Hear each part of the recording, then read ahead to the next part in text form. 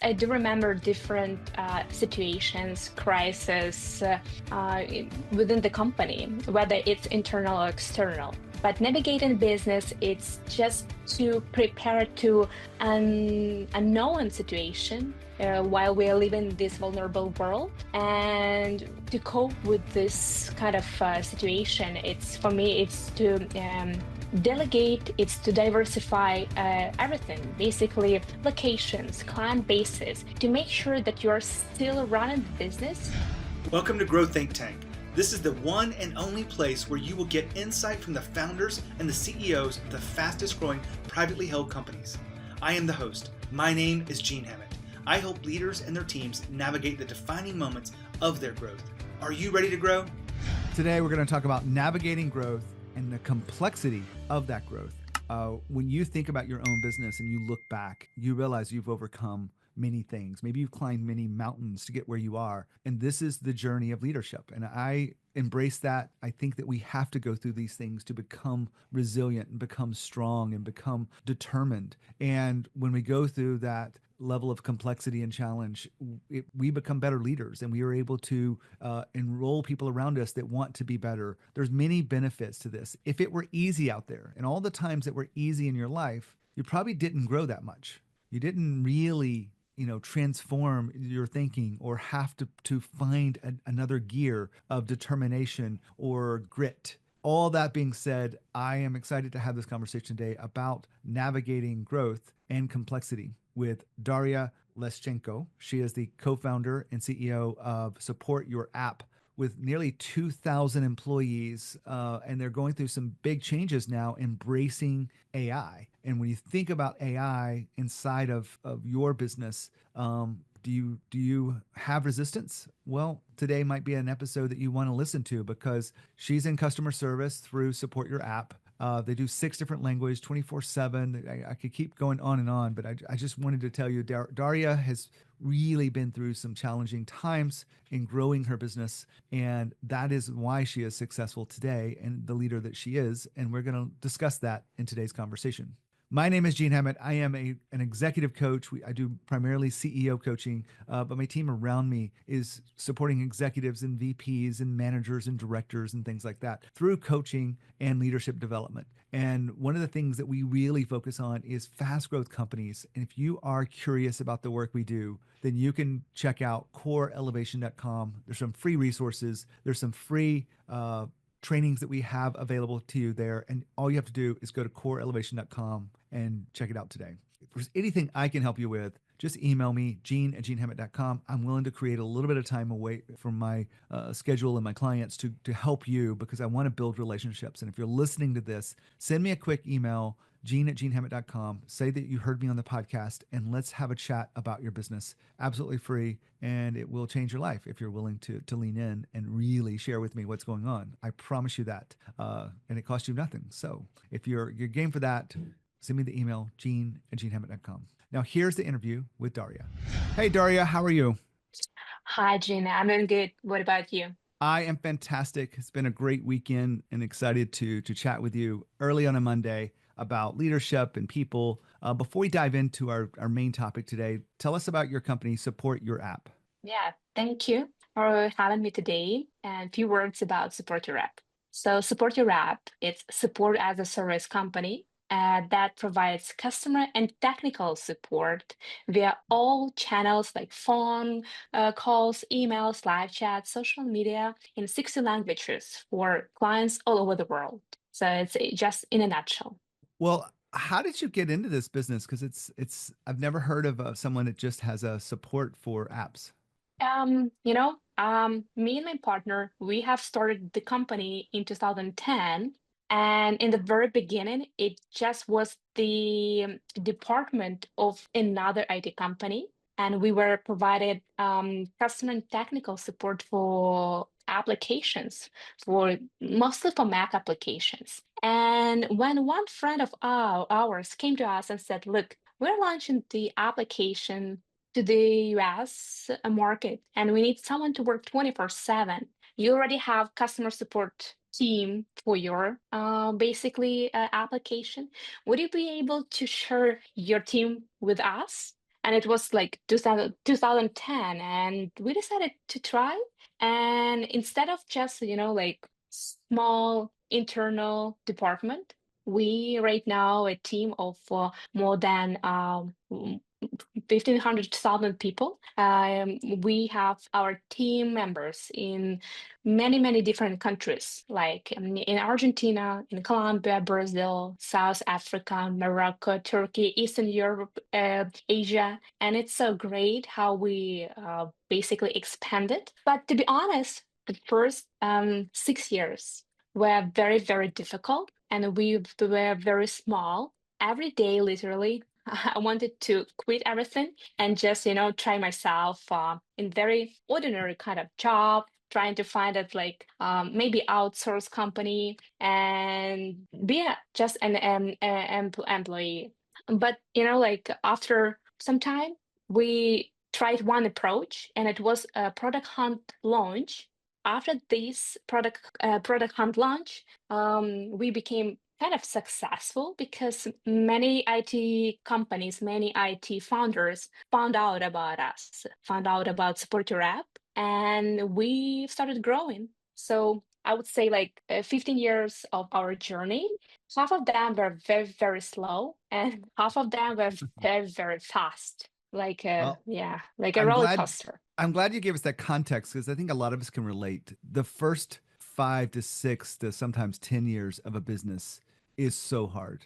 I'm glad neither one of us probably have to go through that again, but I do look back at my own journey and I became who I needed to be through all that resistance and the the the grit and everything that it required to get to where I am today. Would you agree, looking back at it, that you needed to go through that phase? Yes, and I totally agree that I also needed that time because otherwise I was like, like my 20s and I knew nothing basically. And Yeah. if we would start growing like rapidly when I was like 21, I don't think that it would, like end up like this because with that time I also earned knowledge, connections, experience, some fails and successes. So that is why it was slow, but I really needed that time. So we can all relate to that. I know that we invited you to come on here because your team is consistently growing. You've created the kind of company that can add people, that can serve clients and continue to grow through, all of these economies. And navigating growth and complexity is one of the phrases that came out of this. What does that really mean to you, navigating growth and the complexity of your business? For me, it's about the diversification because I do remember different situations, crises within the company, whether it's internal or external. But navigating business, it's just to prepare to an unknown situation. While we are living in this vulnerable world, and to cope with this kind of situation, it's for me, it's to delegate, it's to diversify everything, basically locations, client bases, to make sure that you're still running the business. Because me as a CEO, I do have a responsibility, like in the end of the month, to make sure that my team is fully paid and happy, and their families are also, waiting for that moment. So that is why it's working a little bit with also business continuity. Even when you're small, working in processes, or working on standards to make sure if you have one person will be removed from the process, the company will be still running. That is also very, very important. Really amazing things. And I still get hung up on the complexities. Is there one or two complexity moments that you guys had to overcome as the company was scaling to this point? I do remember when we have started creating SOPs, standard operations procedures, because we've faced this problem, this situation, when we had one person, no descriptions, no, very detailed instructions on what this person did. And when the person basically left the company in very, very short notice, we were kind of in very unstable situation. And after this situation, we decided to create the standards, instructions, to write down everything to make sure that whatever happens, okay, we know what to do to make sure that we will be operating, because we work 24/7. We serve our clients in the night, during the day, even let's say we have very strict SLAs as well. And it's while we have them, because we work with the financial institutions, with the fintech companies, with other IT companies, basically that relates to people's money, let's say financial questions, etc. That is why we obtain different certification, like ISO certification. We are also PCI DSS compliance level 1, and in order to have everything in place and to make sure that we will deliver our services on a very decent level, we have to follow those standard procedures, instructions, and working on a lot of, like with these processes.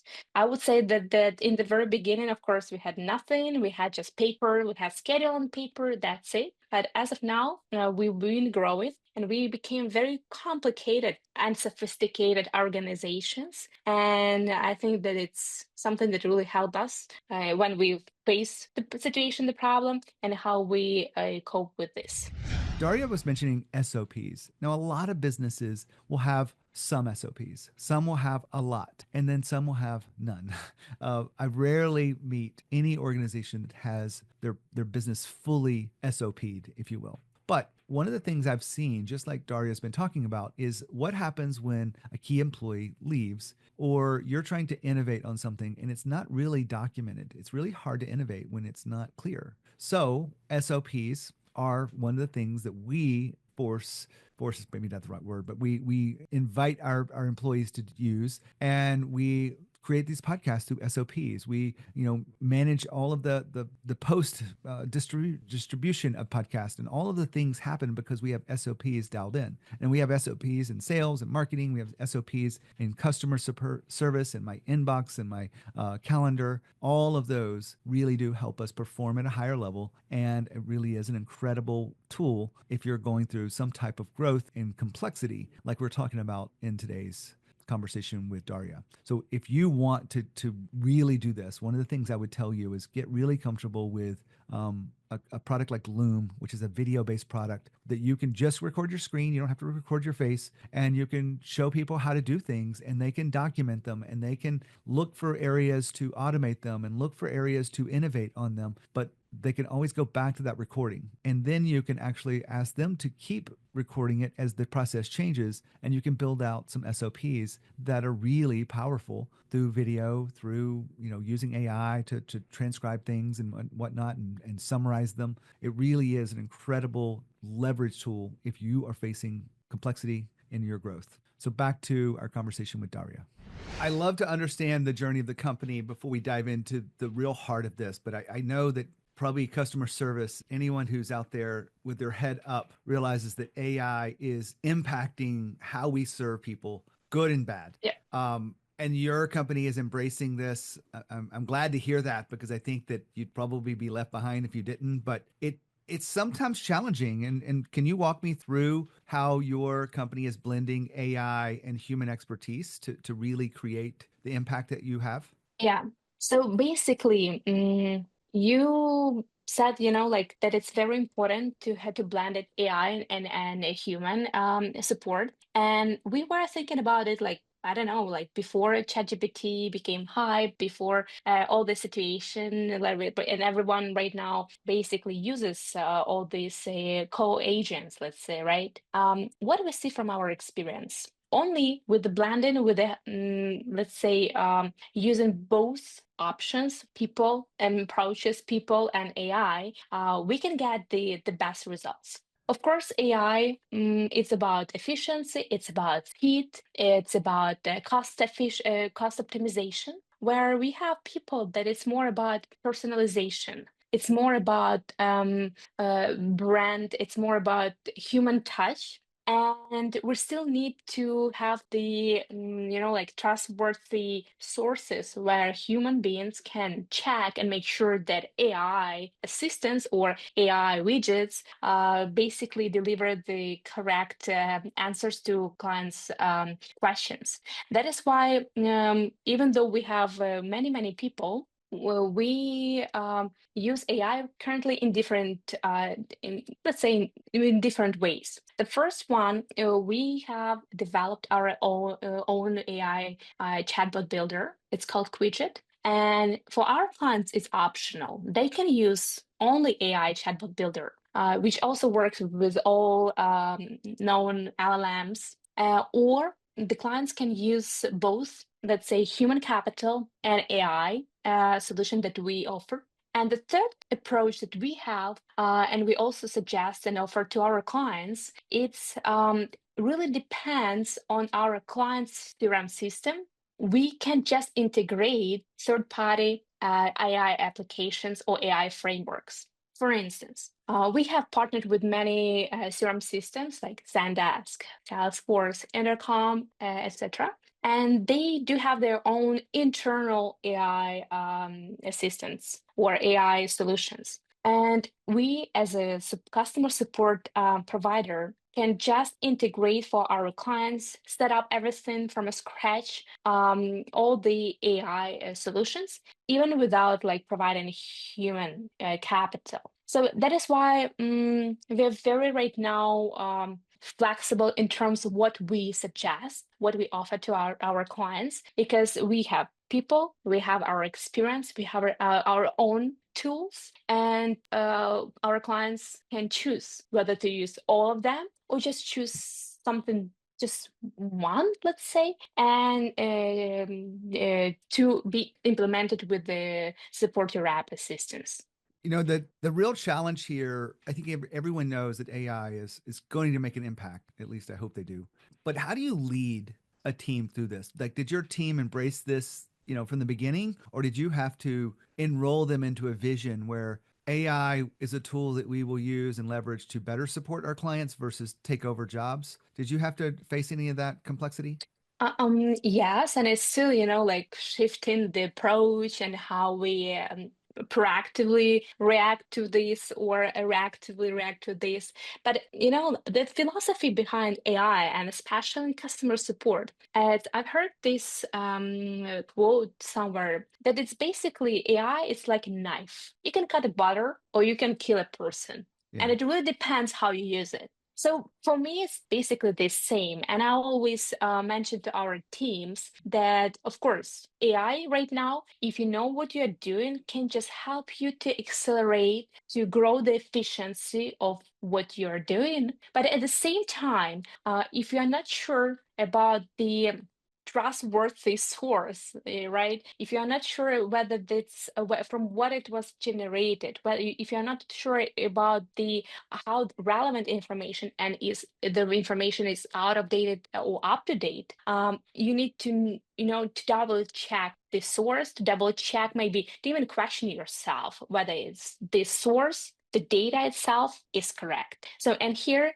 from this perspective, is to be very cautious and very attentive to what AI can generate, because there are so many cases when the AI gives wrong information, hallucinate, and like it really brings a lot of problems instead of like giving efficiency to our clients. That is why if we know the data is clean, if we have prepared the data and we train the model, then of course our legal department probably will give a green light to use this solution based on AI. However, if there is something new, if we know that the problem, probably the solution probably work with the personal data or collect personal data, and it's a kind of not secure to use it. We check all these solutions with our legal department, with our security department, to make sure that all solutions that our teams are using, they are like on the security side and they're safe to use, because again, as I mentioned, we have different certification, and it's important for us to navigate how to use AI, how to use it properly. Maybe there are also some ethical situation with AI, especially in customer support industry. So it's very interesting, but it's very, as I mentioned, still, I would say that our approach, it's still shifting because every month something new is going on. And we create our new policies, we update them to make sure that, of course, we want to use this tool, but we want to use this tool in a very safe mode. Now, Daria has been talking about AI adoption, and I've been thinking about this for a while now, but I'll go ahead and make a claim here today. When you are looking to hire someone, I think it's within the next year.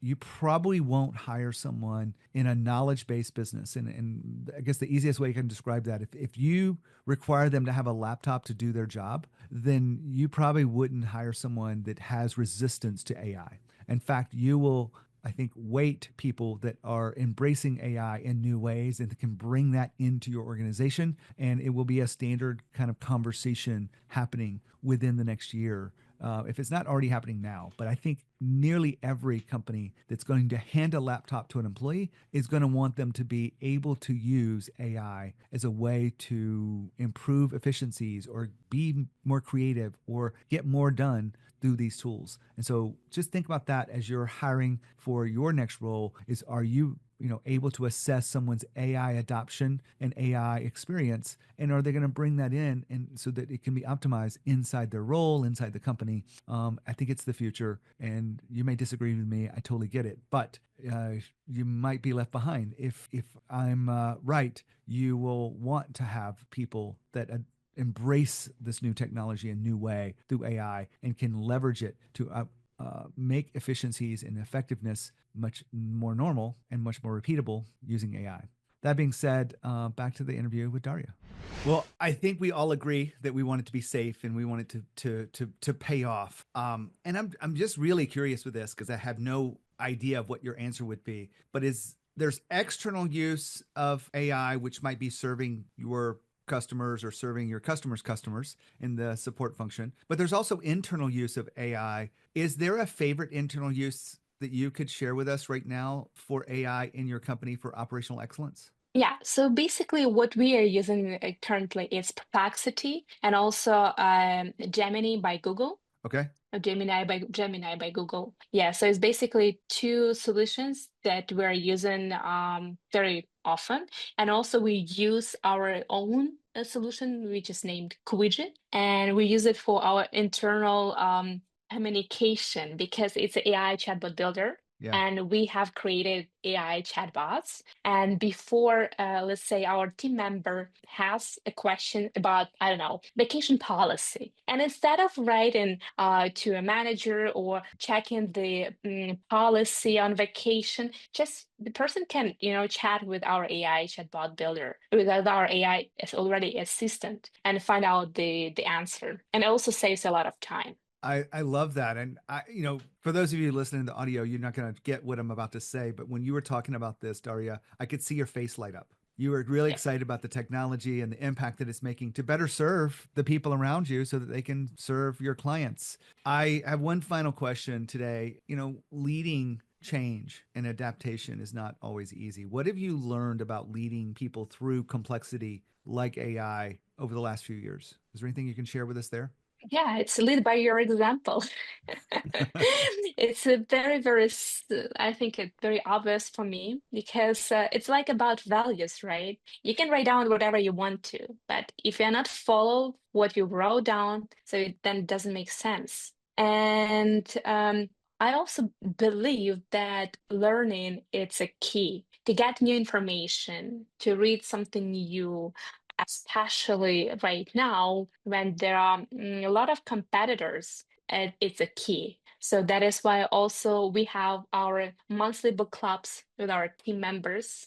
We read, different books, different topics, and we try to make sure that we are on the same wave as well as we are like understand trends and see the innovations behind to make sure that we will be working together with AI or with the other innovation solutions instead of, just fear and sitting home and just be afraid that someone will replace us as a company or us as a specialists or professionals. So yeah.